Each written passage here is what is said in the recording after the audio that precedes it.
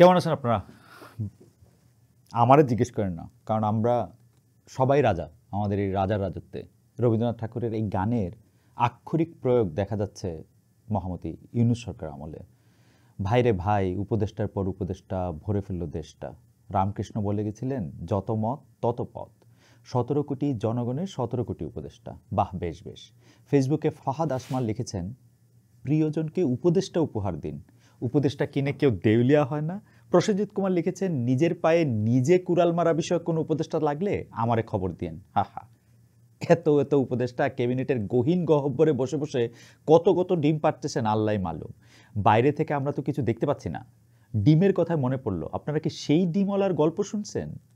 ওই যে সে এক ঝুড়ি সিদ্ধ ডিম নিয়ে হাটে যায়, ডিমগুলি একটা গামছা দিয়ে ঢাকা, গামছার উপরে একটু ছোট ডিমের পাশে সাধারণ, মানে বড় বলা যাবে না, সাধারণ মাঝারি একটা ডিম রাখা। হাটের লোকজন ডিম কেনার সময় তুলনামূলক বড় ডিমটাই কিনে। ডিমওয়ালা তখন ঝুড়ি থেকে আরেকটা মাঝারি ডিম বের করে উপরে রাখে। এইভাবে তার বিক্রি বাটা বেশ ভালোই চলে। ও বলতে ভুলে গেছি, ওটা সিদ্ধ ডিম আর কি। এর মধ্যে এক লোক এসে ছোট ডিমটাই কিনতে চাইলো। ডিমওয়ালা তখন জবাব দিল, না ভাই, এই ডিম বেচবো না, এইটা আমার লক্ষ্মী, এইটা আছে বলে বাকি ডিমগুলি বড় লাগে। আপনারা আবার এই গল্পের সাথে জনাব মোস্তফা সরোয়ার ফারুকীর উপদেষ্টা হওয়ার কোনো সম্পর্ক আনার চেষ্টা করেন না প্লিজ।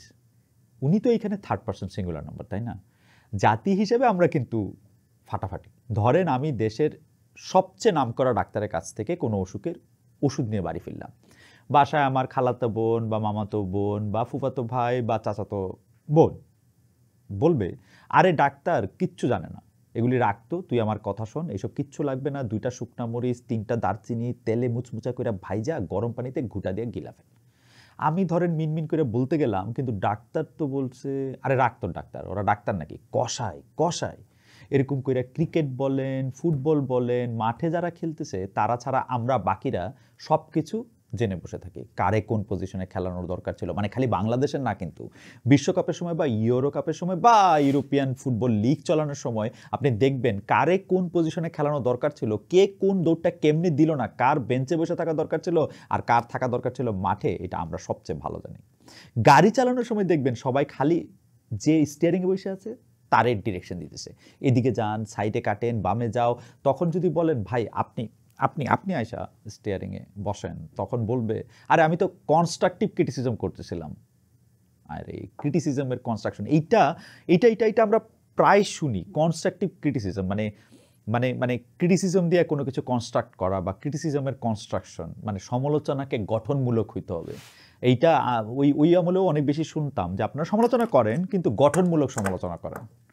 মানে যেটা বলতে চাচ্ছি আর কি, যে মোট কথা, যার যা কাজ তিনি ছাড়া, সে ছাড়া, ও ছাড়া আমরা বাকিরা তো সবচেয়ে ভালো জানি। এই যে ধরেন সরোয়ার ফারুকীর উপদেষ্টা হওয়া নিয়ে এত হাউকাউ সোশ্যাল মিডিয়াতে। শেখ হাসিনার আমলে একই পদে ছিলেন আসাদুজ্জামান নূর, তার সময় এইরকম হইচই হয় নাই।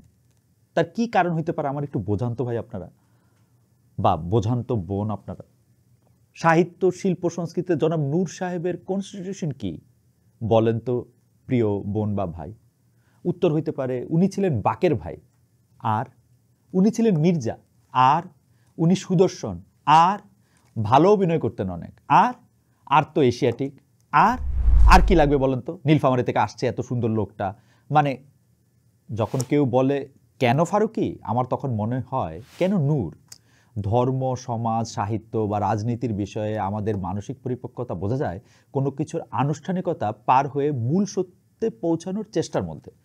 আমরা হুজুগ প্রিয় জাতি বাকের ভাইয়ের ফাঁসি বন্ধ করার জন্য মিছিল করি, অথচ আমরাই আবার কারো না কারো ফাঁসির দাবিতে তুলকালাম করি।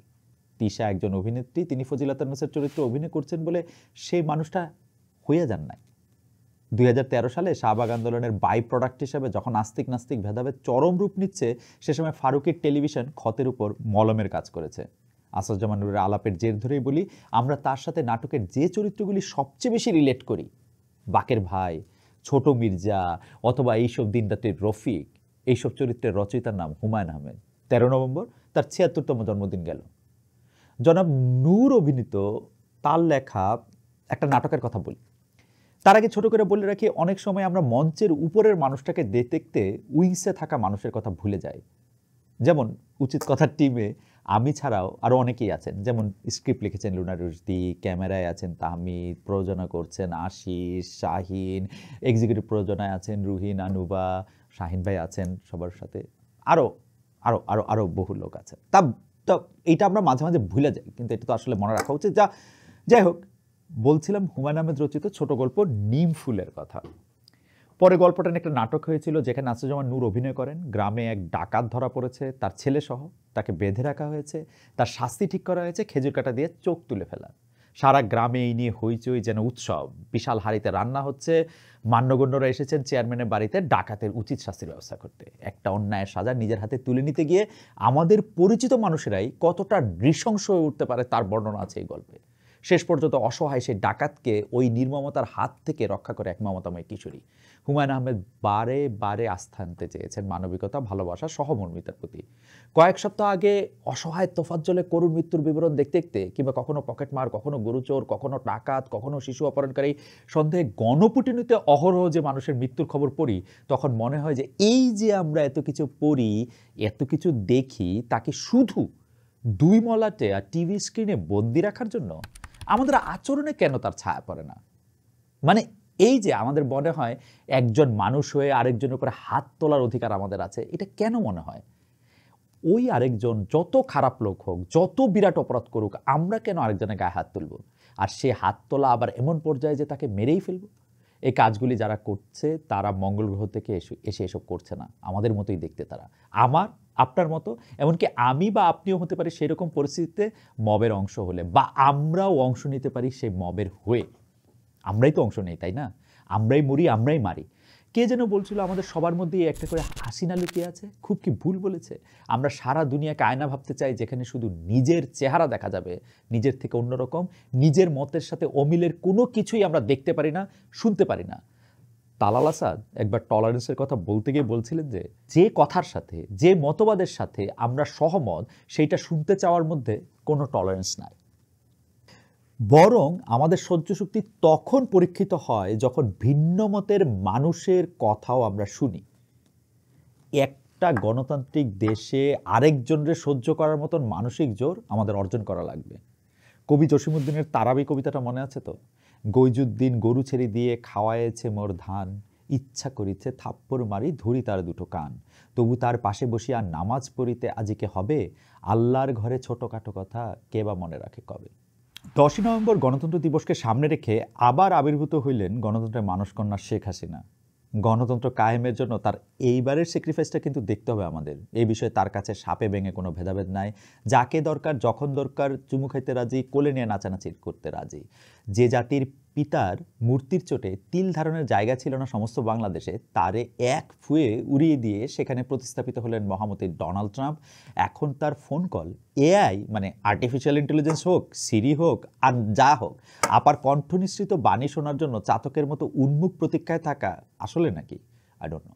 উন্মুখ প্রতীক্ষায় থাকা তার এতিম দলের কাছে নাই আপার চেয়ে এআই আপা ভালো।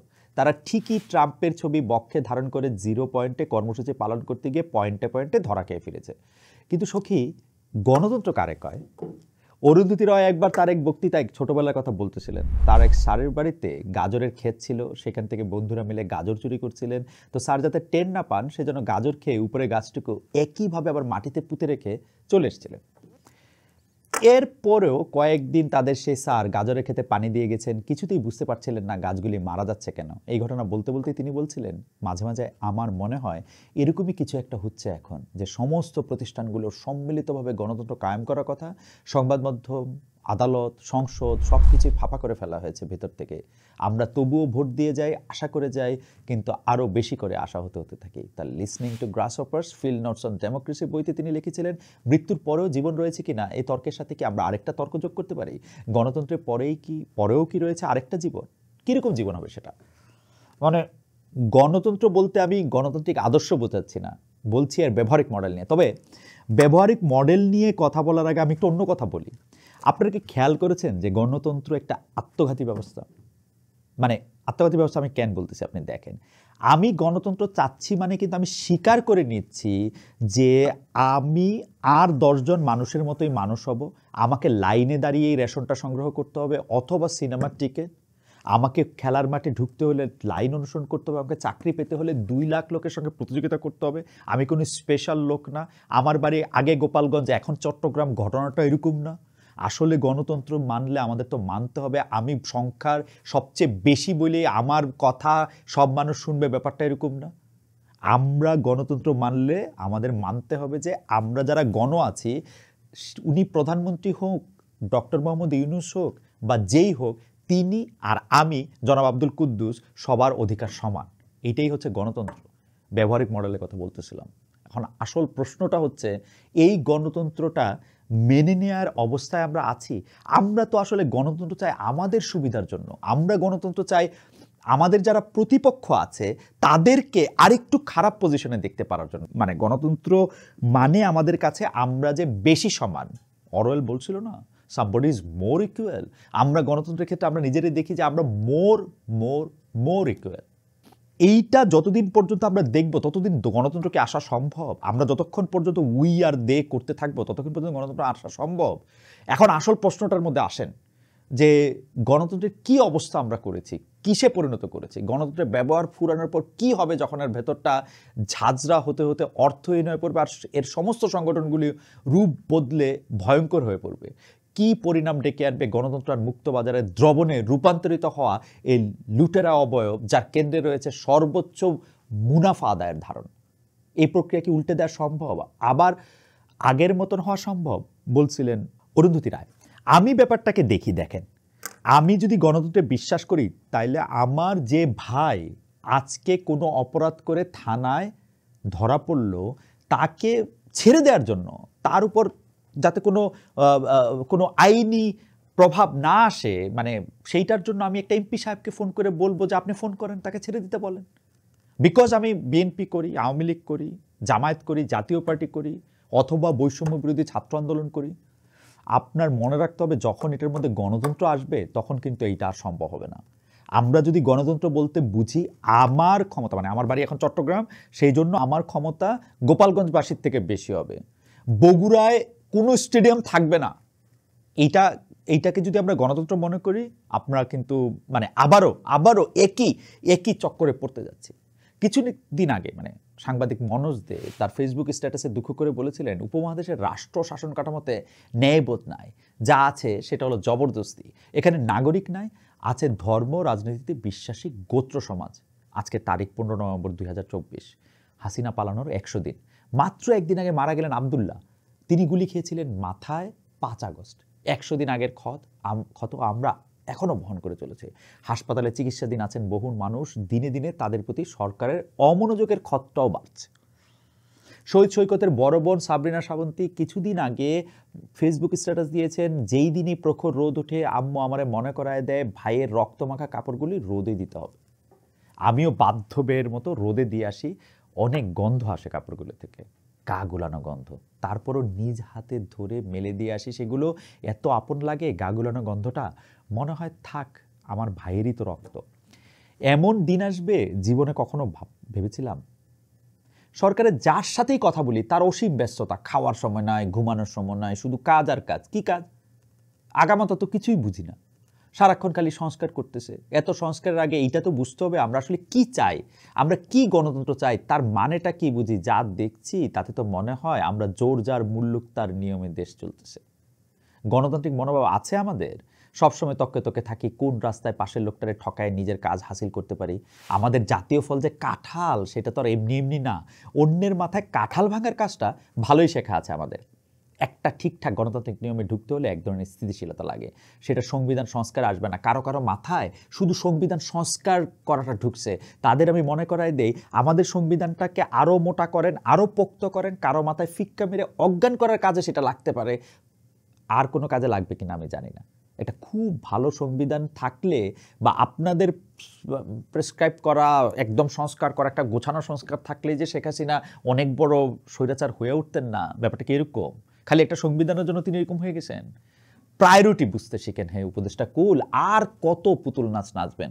এই যে সেনাবাহিনীকে নির্বাহী ম্যাজিস্ট্রেটে ক্ষমতা দেওয়া হলো, কি লাভ হলো তাতে? 5 বছর, মুনতাহা বয়স 5 বছর ছিল, বাঁচাইতে পারছেন তারা? এটা এটা এটা এটা একটা সুরাহা করতে পারছেন? ড্যাফোডিল বিশ্ববিদ্যালয়ের পাশে হাত কাটা, মাথা কাটা যে তরুণীর লাশ পাওয়া গেছে, এরকম নৃশংসই কি ছিলাম আমরা? প্রথমে সবার ধারণা ছিল লাশটা হয়তো কোনো ছাত্রীর, পরে যখন জানা গেল একজন গার্মেন্ট কর্মীর লাশ, তখন আমাদের হাহাকার থেমে গেল। মানে আমরা তো মোর ইকুয়াল, তাই না? মোর ইকুয়াল। আমরা কেন গরিব মানুষের, শ্রমিকের মৃত্যু নিয়ে উদাসীন? আমরা বরং লুনারুসদি প্রশ্ন করতেছি না আমরা কেন গরিব মানুষের মৃত্যু নিয়ে উদাসীন। আমার প্রশ্ন হচ্ছে যে আমরা কেন গরিব মানুষের মৃত্যু নিয়ে ভাববো? কোনোদিন ভাবছি? যেইটা আমাদের গায়ের উপর আইসা না পড়ে সেটাতে আমরা থাকি? আমরা চিন্তা করি এটা নিয়ে? করছি কোনো সময়? আমি জানি না। ঢাকার সাভারের আশুলিয়ার জেনারেশন নেক্সট ফ্যাশন লিমিটেড নামে তৈরি পোশাক কারখানার শ্রমিক ছিলেন চম্পা খাতুন। 3 মাসের বকেয়া বেতনের দাবিতে বিক্ষোভের সময় 23 অক্টোবর পুলিশের সঙ্গে সংঘর্ষে গুলিতে আহত হন চম্পা। চিকিৎসাধীন অবস্থায় 27 অক্টোবর ঢাকা মেডিকেল কলেজ হাসপাতালে তিনি মারা যান। বৈষম্য বিরোধী আন্দোলনে হাসিনার পুলিশ যেইভাবে নির্বিচারে গুলি চালিয়েছিল মানুষের উপর, এখনো একই ঘটনা আবার ঘটল। কবি আন্দালিবের কবিতার কয়েকটা লাইন শোনেন। বৃক্ষের কন্দর থেকে সারা রাত ছড়িয়ে পড়ছে অসংখ্য কূটাভাস। ডিফেক্টো নেতার হাসি থেকে থেকে বীত স্পৃহ করছে আমাদের। আমরা ভাবছি এগোতে হবে, হাহাকারই আমাদের প্রধান জ্বালানি। একদম ফাটা পোস্টার নিকলা হিরোর মতো করে এবার ডিফেক্টো থেকে সত্যিকারের নেতা হয়ে দেখান দেখি। ইন্টারন্যাশনাল ক্রাইসিস গ্রুপের রিপোর্টে দেখলাম তারা বলছে মানুষের আকাশচুম্বী প্রত্যাশা পূরণ করাটাই সবচেয়ে বড় চ্যালেঞ্জ। আমাদের ধারণা ছিল হাসিনা পালাইলেই দেশের সব মানুষ দরবেশ হয়ে যাবে, কেউ আর চুরিচামারি করবে না, কাজে ফাঁকি দিবে না, অন্যের ঘাড় মটকাবে না। কিন্তু আমাদেরকে তো গুপি গায়েন বাঘা বাইনের মতো ভূতের রাজা কোনো বর দেয় নাই। দিছে নাকি বর? দেয় নাই তো। আমরা যেখানে ইচ্ছা চাইলেই চলে যেতে পারি না। প্রতিটা পদক্ষেপ নিতে হয়, প্রতিটা সিঁড়ি উঠতে হয়। যে বিশাল কর্মসূচি এই সরকার হাতে নিয়েছে তা 1 বছরে তো দূরের কথা, 1 প্রজন্ম শেষ হবে না। কারণ এর বাস্তবায়নের জন্য আমাদের সামষ্টিক মানসিকতার পরিবর্তন দরকার। সেটা কি এত সহজ? কিন্তু এইটাও বলবো যে ইউনূস সরকার আমাদের আশানুরূপ দ্রুততার সাথে কাজ করতে পারছে না মানে এই না যে হাসিনার সময় ভালো ছিলাম। ওবামার আমলে ডেমোক্রেট আর রিপাবলিকানদের নিয়ে একটা জোক আছে। এক মহিলা হট এয়ার এই বেলুনে চড়ে আকাশে ভাসতে ভাসতে হঠাৎ বুঝতে পারলো সে হারাইত। তখন নিচের দিকে নামতে নামতে দেখে সে নৌকায় একজন লোক বসে আছে। সে চিৎকার করে জানতে চাইল, ও ভাই শুনছেন? ও ভাই শুনতেছেন? আমি তো আমার দোস্তে বলছিলাম 1 ঘন্টার মধ্যে দেখা করব, কিন্তু এখন তো বুঝতেই পারছি না যে আমি কই আছি। লোকটার সাথে জিপিএস ছিল, মানে সেখানে এসে দেখে টেকে বলল, আপনি আছেন একটা হট এয়ার বেলুনে, মাটি থেকে 30 ফুট উপরে আর সমুদ্র তল থেকে 2346 ফিট উপরে।